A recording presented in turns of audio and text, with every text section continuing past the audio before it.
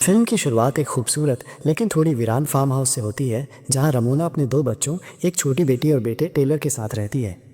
ये घर रमोना और उसके हस्बैंड डेविड ने मिलकर प्यार से बनाया था। एक पुरानी वीडियो में हम देखते हैं कि कैसे उन्होंने इसे अपने सपनों का महल बनाया था, जहां हर चीज़ में उनका प्यार झलकता था। लेकिन अब जब रमोना ये वीडियो देखती है तो उसकी आंखें नम हो जाती हैं। ऐसा इसलिए क्योंकि डेविड की एक एक्सीडेंट में मौत हो चुकी है और उसी हादसे में रमोना ने अपनी एक टांग भी खो दी।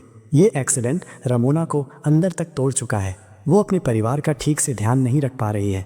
घर का सारा काम एक हेल्पर, जो एक टेलर है, संभालता है, लेकिन रमोना का व्यवहार सबके साथ सख्त और गुस्से भरा रहता है। हर सुबह जब वो बेड से उठती है तो एक ही बात कहती है, मुझे हिम्मत दे दो। ये लाइन बार बार आती है और इसका असली मतलब हमें बाद में पता चलता है। घर की हालत भी खराब है, न बिजली है, न घर में ज़्यादा सामान बचा है, और रमोना का गुस्सा हर चीज़ को और बदतर बना देता है। कहानी में डरावना मोड़। अब कहानी में एक डरावना मोड़ आता है। एक दिन रमोना को अपने घर के यार्ड में एक काली चादर में ढकी हुई औरत दिखती है। ये देखकर रमोना के होश उड़ जाते हैं। वो अपने बच्चों को घर के अंदर रहने को कहती है और खुद उस औरत के पास जाती है।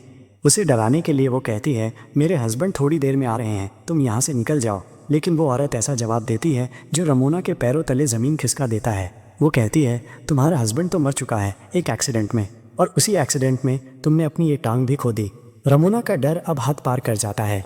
ये औरत इतना सब कैसे जानती है? और वो बोलती है, रमोना, आज वो दिन आ गया जिसके लिए तुम मुझे बुला रही थी। मैं आ गई हूँ। जब रमोना कुछ समझ नहीं पाती तो ये औरत अपने खून से सने हाथ दिखाती है।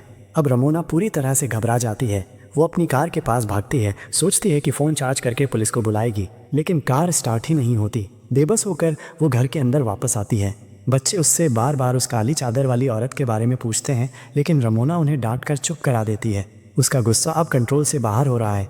वो घर में चीज़ें तोड़ने लगती है, अपने बच्चों पर चिल्लाती है, और एक बार तो अपनी बेटी को थप्पड़ भी मार देती है क्योंकि वो R- लेटर उल्टा लिख रही थी। लेकिन थोड़ी देर बाद रमोना को अपनी गलती का एहसास होता है। वो अपनी बेटी को गले लगाती है और माफ़ी मांगती है। यहाँ एक और क्रीपी मोमेंट आता है। जब रमोना मिरर में देखती है तो उसके हाथ में एक चाकू दिखता है और उसे लगता है कि उसने अपनी बेटी को मार दिया है। लेकिन जब वो होश में आती है तो देखती है कि चाकू उसने एक पिलो में घुसा दिया था, बेटी में नहीं। यह सीन बताता है कि रमोना का दिमाग कितना बेचैन और परेशान है। टेलर, उसका बेटा, ये सब देखकर बहुत चिंता में पड़ जाता है। वो समझता है कि उसकी माँ मेंटली ठीक नहीं है, तो वो चुपके से घर से निकल जाता है। सोचता है कि पड़ोस के फार्म हाउस से मदद मांगेगा, लेकिन कार तो पहले ही ख़राब है, इसलिए वो पैदल ही जाता है। रमोना को जब ये पता चलता है तो वो उसके पीछे भागती है और उसे घर वापस ले आती है। लेकिन अब टेलर भी गुस्से में है। उसे शक हो जाता है कि रमोना कुछ छुपा रही है, क्योंकि उनका डॉग चार्ली भी अब कहीं नहीं दिख रहा और रमोना इस बारे में कुछ बोल नहीं रही। अब टेलर अपने डैड के पुराने सामान वाले रूम में जाता है और वहाँ से एक बंदूक उठा लेता है। रमोना उसे रोकने की कोशिश करती है, लेकिन दोनों के बीच बड़ा झगड़ा हो जाता है। इसी दौरान वो काली चादर वाली औरत बाहर और करीब आ चुकी है। टेलर गुस्से में बंदूक लेकर बाहर जाता है और उस औरत को धमकाता है, मेरी प्रॉपर्टी से तुरंत निकल जाओ। लेकिन ये औरत बिल्कुल नहीं घबराती। वो अपना नकाब उठाती है और टेलर को बोलती है, तेरी माँ ने तुझसे झूठ बोला है, जा उससे सच पूछ। टेलर और गुस्सा हो जाता है। वो घर के अंदर आता है और रमोना से सवाल करता है, मेरे डैड की मौत कैसे हुई थी? रमोना डर जाती है, लेकिन फिर एक फ्लैशबैक शुरू होता है जो सच्चाई सामने लाता है। वो बताती है कि एक रात वो और डेविड एक फैंसी रेस्टोरेंट गए थे, लेकिन रमोना खुश नहीं थी। वो फार्म हाउस की ज़िंदगी से थक चुकी थी, बहुत काम था और वो वापस सिटी में जाना चाहती थी। डेविड ने इससे इनकार किया क्योंकि परिवार अभी यहाँ सेटल हो चुका था। इस बात पर दोनों के बीच झगड़ा हुआ और रेस्टोरेंट से निकलते वक्त रमोना कार चला रही थी। तभी उसे एक काला साया दिखता है, वही काली औरत। इस डर के चक्कर में उसका ध्यान हट जाता है और कार का एक्सीडेंट हो जाता है। डेविड की मौत हो जाती है और रमोना की टांग चली जाती है। लेकिन रमोना ने अपने बच्चों से झूठ बोला था कि डेविड कार चला रहा था, जबकि सच ये था। ये सच सुनकर टेलर टूट जाता है। उसका गुस्सा और बढ़ जाता है और उसी वक्त वो काली औरत का साया घर के और करीब आ जाता है। घर अब एक हॉरर जोन बन चुका है। लाइट्स फ्लिकर कर रही हैं, चीज़ें गिर रही हैं और रमोना की बेटी को वो साया अपनी तरफ खींचने लगता है। टेलर जल्दी से एटिक का विंडो बंद करता है और बेटी बच जाती है। लेकिन ये एंटिटी रुकती नहीं। एक पल में वो रमोना के अंदर समा जाती है। रमोना को लगता है कि वो और ये काली औरत एक साथ हैं। ये एंटिटी रमोना की बेटी को गले लगाती है और फिर गायब हो जाती है। टेलर ये सब देखता है और बिल्कुल कंफ्यूज हो जाता है।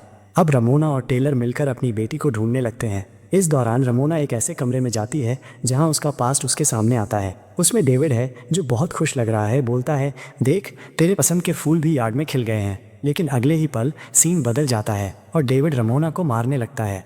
फिर रमोना खुद को उसी काली चादर में देखती है जो वो एंटिटी पहनती है।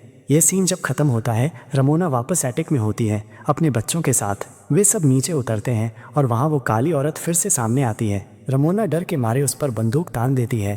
तभी औरत बोलती है, मैं अपने आप नहीं आई, तुमने मुझे बुलाया था। हर सुबह तुम बोलती थी मुझे हिम्मत दे दो। तुम वो हिम्मत मांग रही थी जो अपनी ज़िंदगी ख़त्म करने के लिए चाहिए। अब मैं यहाँ हूँ।